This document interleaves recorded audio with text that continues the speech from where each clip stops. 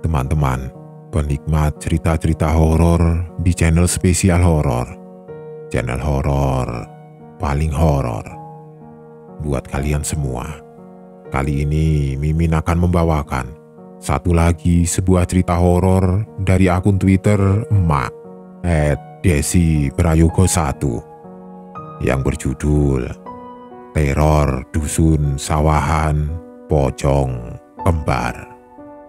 Buat kalian yang sudah tidak sabar, langsung saja selamat menyimak kalau kalian benar-benar berani.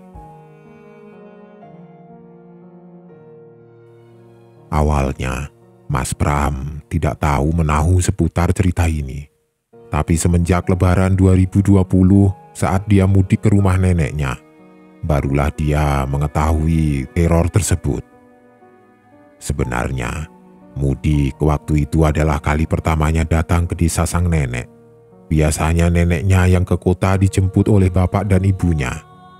Berhubung Lebaran 2020 kemarin, kondisi sang nenek sedang drop ditambah pandemi sedang booming-boomingnya.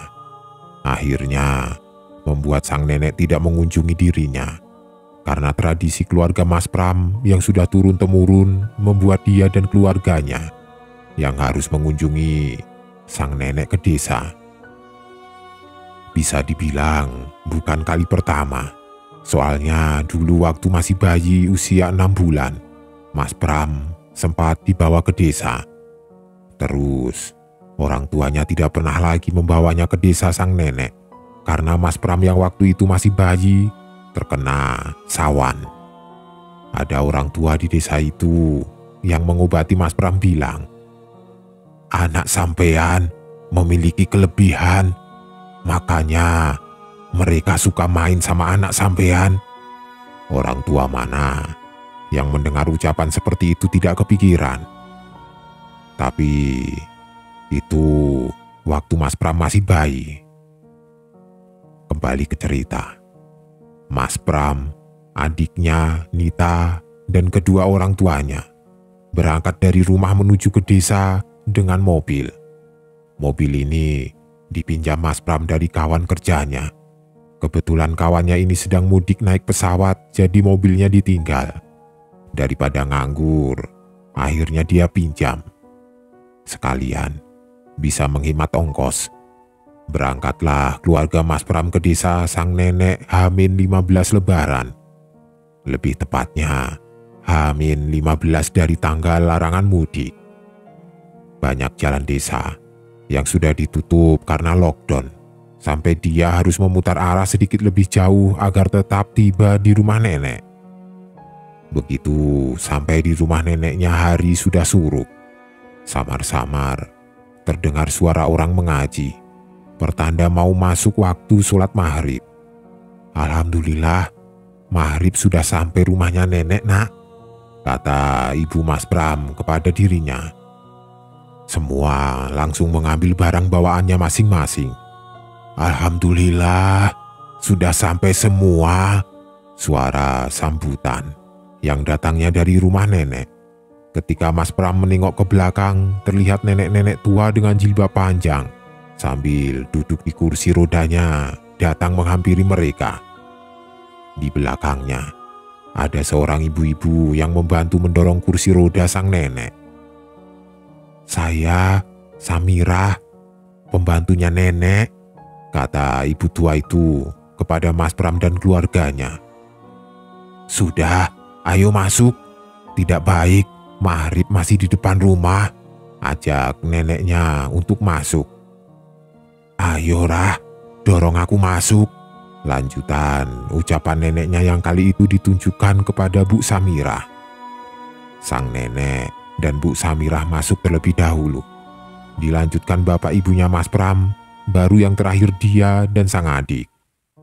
Sebelum masuk, Mas Pram sempat mengamati desa sekitar rumah neneknya.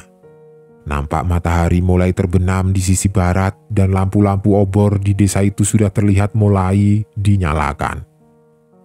Mas Pram sempat geleng-geleng kepala. Padahal di situ sudah terpasang PJU. Tapi kenapa lampu PJU tidak menyala? Malah warga menyalakan obor. Kan bisa menghubungi pihak PLN terdekat andai kata rusak. Kalaupun rusak, harusnya cuma beberapa. Tapi waktu Mas Pram melihat, semua lampunya mati. Banyak sekali pertanyaan di pikiran Mas Pram tentang keanehan desa tersebut. Saat masuk di rumah, Mas Pram mulai bertanya kepada sang nenek. "Nek, kenapa warga masih menyalakan obor? Kan ada PJU. Harusnya mereka lapor ke PLN, biar nanti yang rusak bisa langsung dibenerin. Lampu PJU kan lebih terang daripada obor." Sang nenek tersenyum memandang Mas Pram lalu berkata, "Warga lebih berterima kasih kepada obor daripada lampu jalan itu, Le. Kalian masuk ke kamar masing-masing ya. Nanti Samirah akan menunjukkan kamar kalian. Sudah dari tadi pagi dibersihkan sama dia." Seraya mendorong kursi rodanya memasuki kamar. Tiba-tiba Mas Pram memanggil sang nenek dan bertanya, "Nek, musola di sini sebelah mana ya? Pram mau sholat." Langkah sang nenek langsung berhenti. Wajah keriputnya menoleh ke belakang, tepatnya menoleh ke arah Mas Pram. "Tidak ada yang boleh keluar rumah jika sudah waktu masuk maghrib. Kamu sholat saja di kamar. Lagian, tidak ada warga yang sholat maghrib dan isya di musola. Suara azan itu saja bunyinya tidak berasal dari musola sini, melainkan dari rumah RT setempat," ucap sang nenek sambil berjalan masuk ke kamarnya. Mas Pram dan keluarganya yang mendengar itu agak sedikit aneh. Untuk mencairkan suasana, Bapak Mas Pram berkata, "Mungkin jalanan gelap, jadi warga takut diculik sama genderuwo," sambil diiringi gelak tawa semua orang termasuk Bu Samirah. "Ya sudah, ayo masuk ke kamar masing-masing dan istirahat. Besok pagi kita cari bahan untuk buat kue lebaran," ajak sang ibu. Bu Samirah mulai mengantar mereka semua ke kamar masing-masing. Mas Pram kebetulan mendapatkan kamar paling depan, yang mana kamar itu memiliki sebuah jendela yang mengarah ke jalanan depan rumah neneknya. Saat masuk kamar, dia kembali mengamati jalanan depan, nampak sunyi, senyap, dan hening. Dia juga berpikir, apa mungkin di desa sang nenek juga tidak ada sholat tarawih? Lalu Mas Pram mulai merapikan baju-bajunya ke dalam lemari. Selanjutnya, dia minum air di dapur karena sudah terdengar azan, tandanya sudah masuk waktu berbuka puasa. Tapi Mas Pram putuskan makannya kalau dia sudah selesai sholat maghrib. Habis minum air putih, Mas Pram langsung ke kamar mandi untuk wudhu. Setelah wudhu, Mas Pram langsung ke kamarnya untuk sholat, sedangkan keluarganya ada di meja makan. Oh iya, aku belum kasih tahu kalau kakek Mas Pram sudah meninggal sejak tahun 2014. Jadi sang nenek awalnya tinggal bersama budinya. Berhubung suami budinya dipindah tugas, jadi sang nenek sempat sendiri dan sampai akhirnya Bu Samirah kerja bareng neneknya. Kembali ke cerita, Mas Pram sholat maghrib sendiri di kamar. Tapi entah kenapa dia merasakan hawa yang kurang nyaman di kamarnya. Ketika dia sholat, seakan ada mata yang sedang mengamatinya dari arah luar jendela. Pas dia selesai salam, mata Mas Pram langsung menoleh ke arah jendela.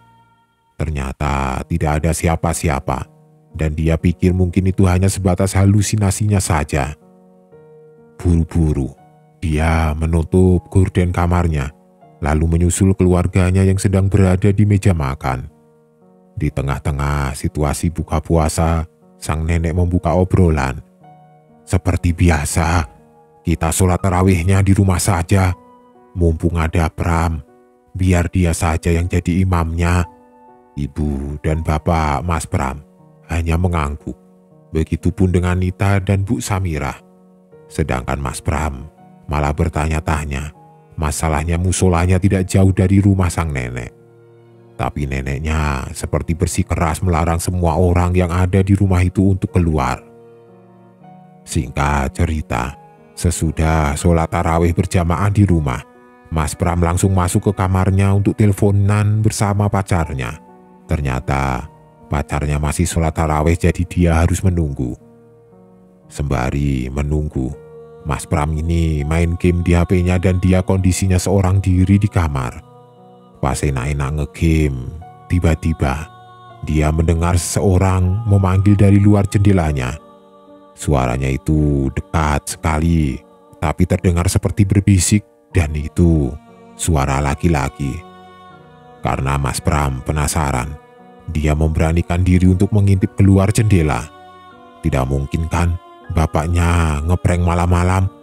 Lagian, sang nenek melarang siapapun untuk keluar rumah kalau sudah malam. Tidak terlihat bayangan siapapun di balik tirai jendelanya. Logikanya, kalau ada orang pasti kelihatan bayangannya. Secara umum, kamar Mas Pram ini full kaca dan tirainya yang juga bukan tipe tirai yang tebal. Bayangan pohon depan kamarnya saja kelihatan. Masa bayangan orang tidak ada? Lalu dia memberanikan diri untuk menyibak tirai jendelanya dan benar tidak ada siapapun di sana. Tapi Mas Pram masih penasaran. Dan dia mulai mengedarkan pandangannya sambil ditempel dekat dengan kaca. Saat matanya menuju ke arah luar pagar rumah neneknya, di sana Mas Pram melihat ada sesosok tinggi, terbungkus kain putih lusuh dan berdiri di luar pagar. Kalian tahu itu apa? Ya, yang dilihat Mas Pram malam itu adalah sosok pocong. Sontak Mas Pram mundur menjauh dari jendela. Langsung dia tutup kembali tirai jendelanya dan dia naik ke atas kasur. Mas Pram yang ketakutan di atas kasur masih terpaku memandang ke arah jendela. Belum hilang rasa takut dan paniknya. Tiba-tiba sosok pocong itu berdiri pas di luar jendelanya. Kini bayangan pocong itu nampak jelas di depannya. Langsung Mas Pram teriak keluar dari kamarnya. Ibu, bapak, dan Nita yang sedang nonton TV di ruang depan juga ikut kaget mendengar teriakan Mas Pram. Begitupun dengan sang nenek yang sampai keluar kamar ditemani oleh Bu Samira. Tubuh Mas Pram ngos-ngosan, keringat dingin bercucuran. Nita mulai berjalan di dapur mengambilkan minum untuk Mas Pram. Belum Mas Pram cerita apa-apa, tiba-tiba dari arah dapur terdengar suara Nita yang berteriak-teriak. Semuanya langsung berlari menuju ke dapur. Di sana, semua melihat Nita teriak-teriak di sudut dapur dengan posisi duduk dan kedua tangannya menutupi mukanya. Nita langsung dipeluk sang ibu dan ditenangkan, lalu dibawa ke ruangan depan. Setelah tenang, Nita langsung bercerita. Saat dia ambil minum, Nita ini mendengar suara laki-laki bersiul dari luar. Suaranya itu seakan pas di samping luar dinding dapur. Kebetulan, tempat mengambil air minum ini dekat dengan jendela yang bentukannya mirip seperti di kamar Mas Pram. Suaranya yang awalnya menjauh, lama-kelamaan jadi semakin mendekat, membuat Nita penasaran. Dan dia mulai sedikit memajukan tubuhnya untuk mengintip. Belum sampai wajahnya dekat dengan kaca, secara tiba-tiba ada muka pocong yang menampakkan wujudnya pas di depan wajah Nita. Nita yang melihat itu otomatis kaget dan jatuh ke belakang. Kata Nita, wajahnya hancur, banyak nanah dan belatung. Lalu matanya merah menyala dengan kain kafannya yang lusuh. Mata merah itu seperti menatap Nita seakan seperti ingin memangsa Nita. Setelah kejadian itu, Nita trauma untuk mengambil air minum ke dapur. Terdengar sang nenek bilang kepada Bu Samira, "Rah, besok pagi jendela belakang dikasih tirai.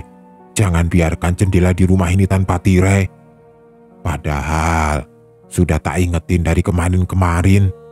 Bu Samira hanya menjawab dengan anggukan. Mas Pram merasa ada sesuatu yang disembunyikan sang nenek dari dia dan keluarganya. Ditambah perkataan sang nenek yang berkata, "Lebih baik sekarang tidur semua. Pembicaraan ini kita lanjutkan besok pagi. Tidak baik, ini sudah malam." Sambil pergi ke arah kasurnya. Karena Nita masih trauma, jadi dia minta tidur dengan sang ibu dan bapaknya tidur sendiri. Mas Pram juga masih tidur sendiri di kamarnya. Mas Pram mengaku kalau malam itu dia sulit sekali untuk tidur. Dia selalu mendengar suara siulan laki-laki dari arah luar jendelanya. Saking gemasnya, Mas Pram lalu menyumbat telinganya dengan headset sambil dia putar murotal Quran di HP-nya. Baru setelah itu, Mas Pram bisa tertidur. Hingga dia terbangun ketika mendengar suara sang ibu yang membangunkannya untuk sahur. Mas Pram pun bangun dan menuju ke kamar mandi untuk menggosok gigi dan juga cuci muka. Habis itu, dia baru makan sahur rame-rame bersama keluarganya. Di tengah-tengah suasana sahur pagi itu tampak hening. Tidak ada yang membuka suara sama sekali, termasuk sang nenek. Mungkin semuanya masih pada ngantuk dan capek. Dia pun tidak fokus kepada suasana pagi itu dan melanjutkan makannya. Selesai makan, Mas Pram langsung menuju ke ruang TV untuk menonton sinetron sahur sambil menunggu Isya. Terlihat sang nenek berjalan menghampirinya dan diikuti oleh Nita juga bapaknya. Sedangkan ibunya dan Bu Samirah merapikan meja makan sama mencuci piring. Di ruang depan, neneknya bilang, "Sebelum matahari terbit, jangan ada yang keluar rumah." Mendengar itu, Mas Pram, Nita, dan bapaknya hanya mengangguk, lalu mereka kembali menonton TV sampai akhirnya terdengar azan subuh. Mereka pun sholat subuh berjamaah di rumah. Selesai sholat subuh, semua orang masuk ke kamar masing-masing. Ketika di kamar, dia langsung teringat dengan pacarnya dan benar saja, saat dia ketakutan semalam. Sebenarnya pacarnya telepon tapi dia takut untuk bersuara sampai akhirnya ketiduran. Dia cek, ternyata ada panggilan tidak terjawab sebanyak 17 kali dan ada 33 chat WA. Yang membuat Mas Pram syok adalah chat pacarnya yang terakhir. Tulisannya seperti ini, "Yang, kamu itu kemana saja sih? Aku telepon berkali-kali tidak diangkat. Tapi sekali diangkat, suara kamu aneh sekali. Mau aku tanya, teleponnya kamu matikan. Kamu sakit." Membaca itu, jantung Mas Pram seperti hilang kontrol. Pikirannya sudah kemana-mana, karena semalam dia tidur dan sama sekali tidak memegang HP. Mas Pram penasaran. Akhirnya dia telepon pacarnya detik itu juga. Kata pacarnya Mas Pram, namanya Mbak Debbie, bilang kalau suara Mas Pram itu serak-serak seperti bapak-bapak dan malah nakut-nakutin Mbak Debbie. Katanya cuma bilang, terus mati. Begitu saja. Ditelepon lagi malah tidak diangkat. Di chat juga tidak dibalas. Ya sudah, Mbak Debbie langsung tidur.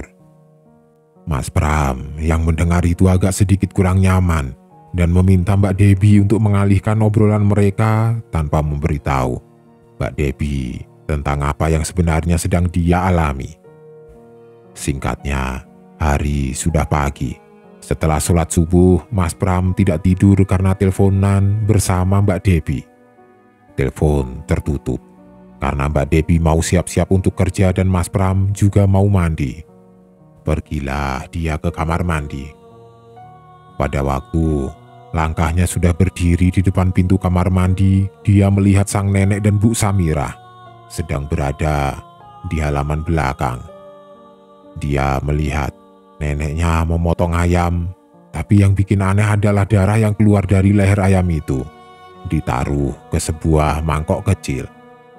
Setelah itu, ayamnya tidak dibubuti untuk dimasak, melainkan ayam itu ditaruh ke sebuah kresek berwarna hitam dan menyuruh Bu Sumirah membuangnya ke dalam sampah. Melihat gerak-gerik neneknya yang sedikit aneh, membuat Mas Pram penasaran. Akhirnya dia tidak jadi mandi, malah mengawasi sang nenek yang ditemani oleh Bu Sumirah. Terlihat langkah neneknya berjalan menuju luar pagar. Di sana sang nenek sedang berbicara dengan beberapa ibu-ibu di sekitar rumah neneknya. Samar-samar dia mendengar salah satu ibu-ibu itu bertanya, "Datang ke rumah ibu ya?" "Iya, orang itu pada ganggu cucu-cucuku," jawab sang nenek Mas Pram.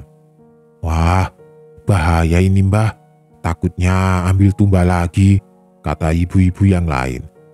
"Sudah, tidak usah takut. Kalau datang ke rumahmu, semuanya tinggal siram darah ayam di depan pagar, biar tidak berani masuk lagi," jawab nenek Mas Pram sambil menuangkan darah di depan pagarnya.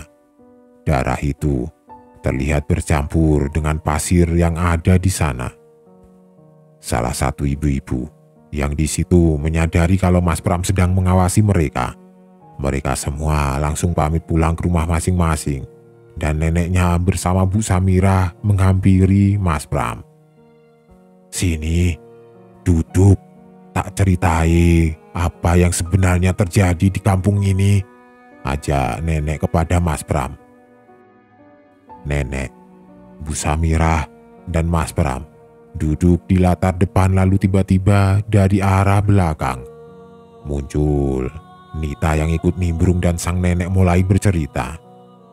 "Dulu di tahun 1993 di desa ini untuk pertama kalinya mengalami masalah yang besar. Lebih tepatnya semenjak kematian tragis anak kembar laki-laki Wiryo dan Tun.